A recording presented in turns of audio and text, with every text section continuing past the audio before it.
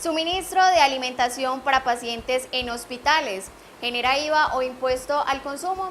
Sobre esto se pronunció Dirección de Impuestos y Aduanas Nacionales. Fórum Actualidad.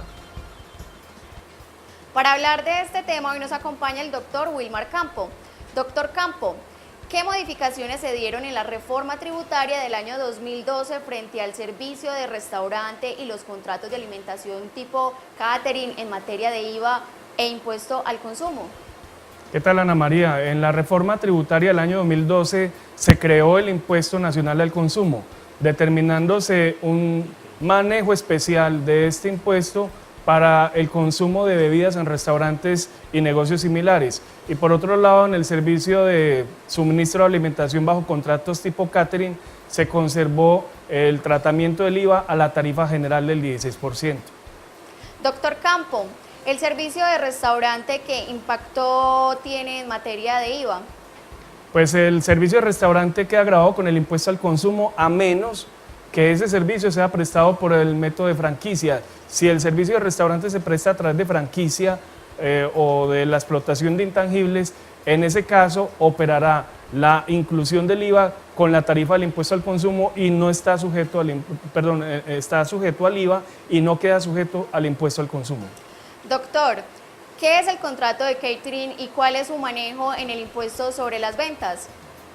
El contrato de catering consiste en el suministro de alimentos en sitio, bajo ciertas condiciones dadas por el adquirente del servicio, y en este caso, como lo reglamentó la norma en Colombia, tiene que ser dado específicamente a empleados de empresas que hayan hecho uso de este servicio.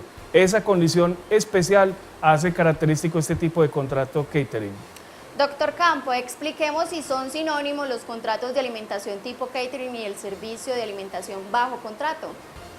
Efectivamente son dos situaciones diferentes, Ana María, porque en materia de IVA la ley señala, por ejemplo, que el contrato de catering es el que está sujeto al impuesto sobre las ventas, mientras que el contrato de suministro de alimentación puede no estarlo. Doctor, mencionemos qué pasa en materia de IVA con los contratos de alimentación para los pacientes de clínicas y hospitales. De acuerdo con lo que establece el artículo 424 y en alusión al 476 numeral primero, los servicios para la salud humana se encuentran excluidos de IVA. Si tenemos en cuenta que la alimentación del paciente hace parte de la integralidad para su recuperación en materia de salud, tendríamos que concluir forzosamente, y así lo hace la Administración Tributaria en el concepto unificado 001 del 2003, que ese tipo de alimentación para pacientes goza de la exclusión del artículo 476 del Estatuto Tributario, por tanto no genera IVA, ni tampoco genera impuesto al consumo, porque no cumple con las premisas establecidas para que se constituya este último.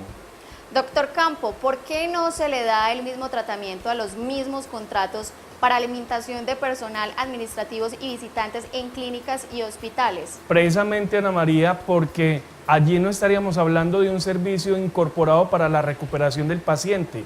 La alimentación que se brinda a los médicos, al personal administrativo, de enfermería en general y visitantes de un hospital es un negocio diferente al que se da para el enfermo que busca mediante la alimentación su recuperación en materia de salud, recuperar su estado de salud.